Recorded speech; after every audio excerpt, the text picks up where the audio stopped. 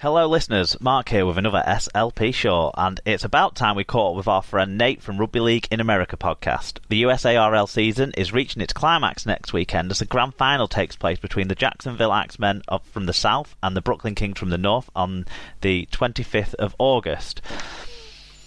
We're going to get Nate's view on how we got to this final two and what he thinks will happen in the final.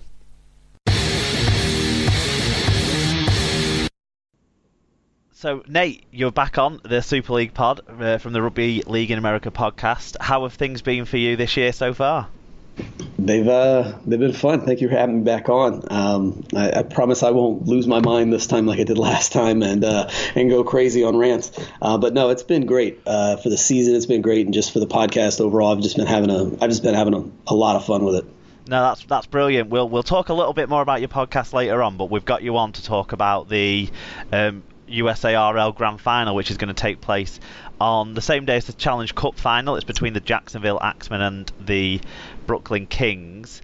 Yep. So, yeah, but before we talk about that big game, we want to find out from you how we've got to that point. So if you wanted to give us a quick recap of the USARL season, sort of the best games, the best players, any highlight moments you can pick out, that sort of thing, so then people have a sense of what's to come next week, I suppose. Yeah, so it's actually been a great season. I mean, it's been a lot of fun. So, it started, as far as from the standpoint of me going to the first game that I was able to go to was Delaware versus Northern Virginia. Two teams that are in the Northern Conference, got to go to that game. Delaware came out really strong, had a massive win that game. And then, they kind of fell off for a little bit. They gave everybody a challenge, but then they ended up not having the season necessarily that they would want. They still felt, they still challenged everybody. They still gave them a tough game, a tough go at it. But that was the first game. It was super exciting. Nova, they turned around. They didn't win they didn't win quite a few games right there early on, and then all of a sudden they caught the New York Knights, last year's Northern Conference Finals, for a finalist and or champion, whatever you want to say. But they caught them, and that kind of like threw everything in the season off, and it showed parity. It really did. So it ended up being a big one right there, and then that turned around. It gave White Plains a chance to get back into it. They started clicking. And then Philly, obviously, Philly came out strong. They faded right towards the end of the season, but then they had a great game in the early playoffs. That's kind of like the North. And obviously, Boston had a great game against New York. We can talk about that at some point if you want. But Brooklyn set up there, and they've dominated the North. They really have. They've gone through the season undefeated. In the South, Jacksonville came out swinging, and they've been swinging all year. They're undefeated. Obviously, they're going to the championship. Excuse me. And, Tampa and Atlanta, they both they were up and down. They'd have a big win in a tough game, and then they'd turn around and they'd have a loss that they wouldn't want, left lacking a little bit. A little bit inconsistent. Yeah, a little bit of inconsistency from them, which, I was a little bit shocked, but at the same time, you never know what you're going to get in a season. You know that. I mean, injuries happen, people hire, new players. And I think that was the biggest thing I saw this year, where there were quite a few teams that were which is actually a good thing for the future. They were bringing over a lot of new players. And so that's really, really good for the future. But for your team in that year, obviously it makes it tougher. Then you had. Am I right in thinking the league season sort of runs in between the middle of the union season? So the union season kind of spring and autumn, and the league season's kind of in the summer, isn't it? So I guess were people bringing in players from local union sides sort of as the season was picking up momentum? Yeah, so they do. So a perfect example is that is the new team, the Copperheads. They brought in a lot of guys from the union side and basically taught them the game of league. And they do. They put it in that window. They play basically, right as soon as the union season ends. A couple of teams, they take their union team is their league team. And so they switch over, and then they have, like, say, 8 guys that are dedicated to league that play only league, 6 to 8 guys. And then the other ones are union players that play both sides. Atlanta has a ton of sevens players. Yeah. That come over and play. So that's different than, obviously over there, but that's one of the things that we have that we mix in and you change. So you can tell which teams usually have those players. You'll notice like the first week or two of the season, they're not clicking and their bodies haven't transitioned to the league, to the league game yet. And then you can see it as it goes along. They start to really click. That's what White Plains did. They clicked as the season went along. That was the White Plains Wombats, who were kind of the surprise package this year, possibly in the North, weren't they? I mean, we've heard before of people like the Philadelphia and Boston 13s and teams like that, but the White Plains Wombats were the team that probably surprised a few. Yeah, I would say so. It's kind of funny. So I thought that they were, I don't want to say I thought they were going to be good. I kind of knew they were going to be a good team because every single team that I talked to was like, we're actually a little bit worried about White Plains. Everybody said it. So they were all starting to be aware of them. They all knew that they were a dangerous team out there, and then they ended up being that. So they didn't start the season the way they wanted to, but they ended up getting all the way to the Northern Conference Finals, and they're a tough team. They're just a tough out. They just have a really good group of guys. Obviously, Matty Walsh and CJ Cortolano, two of our guys, USA Hawks wise. Yeah. I've heard of CJ Cortolano, definitely. Is the name that stands out. Yeah. Yeah, and so he's going to be retiring from playing this year, but he's going to stay there as a coach, and that'll be huge, because they're one of those teams that have been under the role of like player coach kind of thing. Yeah, and so he's going to be able to sit back and just coach the team, or at least that's what we're under the impression of, and I'm really excited for that. CJ's a great guy; he's been super nice when I've had the opportunities to talk to him. But yeah, so White Plains was a shocker of a team, man. They really were. So who were the standout players? We'll do the North first. Who were the standout players in the North this year, and what kind of stars are coming through, new players and stuff like that? Well, so you'll get me in trouble because I'll probably miss out some people, and then everybody will be like, "What the hell, man?" So, no, I will say this. Well, then we'll just listen back to all your shows, and every single player that's touched the Rugby League ball this year will get a mention on there. But pick out the stars and the highlights. There you go. So starting in the North, what I will say, the obvious one is Brooklyn, and they've done an amazing job.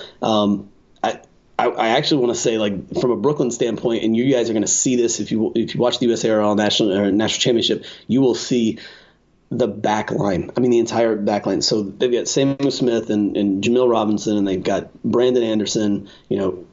At the hooker they got Garrett Shepardson. They've got basically from the 9 all the way back, but they have a back line that is dangerous, and there's a lot of speed. And these aren't little guys. So like if you watch this game, from a standpoint of comparison, like if you looked at a player that plays in, no kidding, like for Wigan or for Hull or somebody like that, we've got some decent size backs. The backs on this team are as big as any of them. I mean, they're big. These are former college football running backs and stars in college football here in America that have turned around and transitioned to rugby league. So they're dangerous. I think Tom Stevenson, who played for White Plains, I had the opportunity to meet him. He was one of the imports that came over from Australia this year. Okay. He was good. He scored, I don't even know how many points, but I was very impressed by him by the fact that I saw him play games, and he would be sitting there, basically sitting in that half roll. Then, sitting there, he'd turn around and be hitting the gaps to the outside. He'd power down in the middle and play with the pack. He was all over the place. He was like Mr. Universal for them. So those teams, they really stood out. There's a lot of young players in the league in the North. That's the one thing I did notice. Boston was very young this year. I actually know a couple of those kids. I coached against them in Massachusetts whenever I was living up there, and they're coming over from the Union side and just now transitioning. And they're going to be, I think, in a year or two, they could be a really dangerous team with all the youth. Good stuff. So I know you got really excited about the playoffs in the North.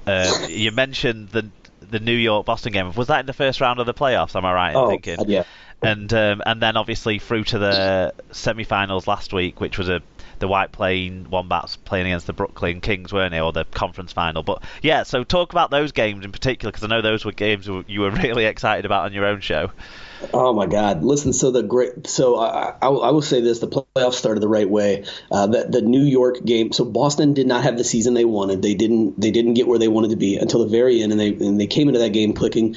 New York, they had some players banged up, but they obviously had full intentions of winning that game easily, so they could move on to Brooklyn. And it didn't go that way. It ended up going all the way down to the wire. But that game was amazing. If you just want to go on just to get even if you don't want to watch the whole game, but if you want to get the feel for the environment, like you can go on RL America and you can look on the Facebook page. The backdrop is Lower Manhattan. It's beautiful. It's absolutely amazing. Yeah. It was gorgeous. The game was great. The game went all the way down to the very, very end. I mean, when I say to the very end, last couple seconds, Peter Lupton, who's a Welsh International Rugby League player from back in the day, and he lives here now in Boston. Awesome guy, great guy to talk to, super positive. He puts a chip in and on the wings on the run And I mean, he could not have put a better kick up into the air to run under. And it's just one of those things where he had to kind of jump up to get it, and it bounced off his shoulder and went out. If it hadn't gone out of play, he would have dotted down and they would have won the game with a couple seconds left. So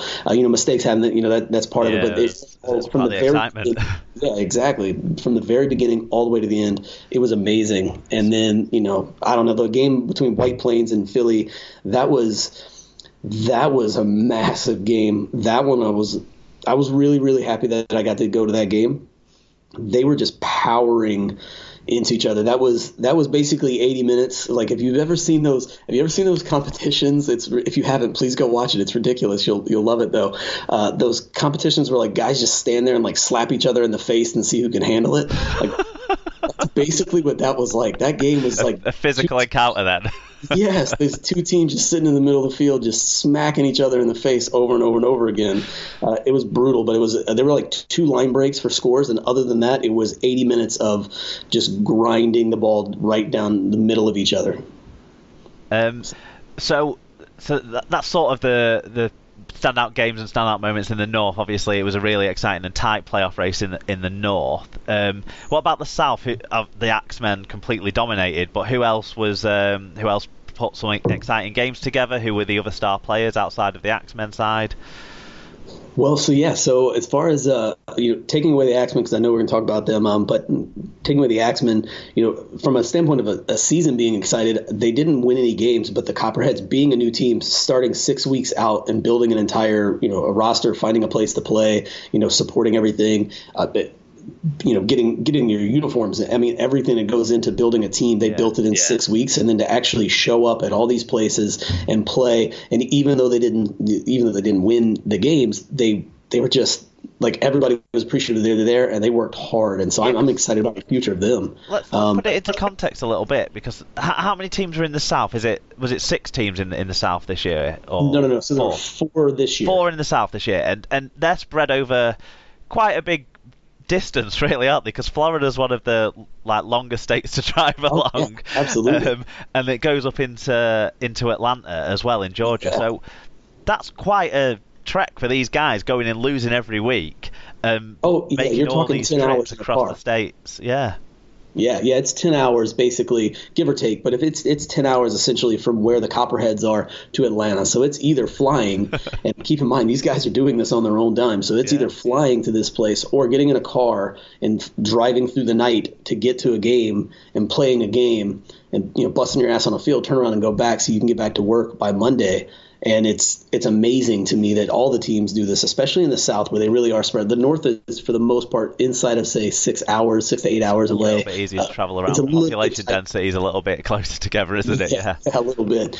But for the teams in the South, that's a big one. I know Tampa brought in quite a few newer players this year as well. They brought in some new ones. I thought Coach Olds did a good job with them again. I thought that Atlanta.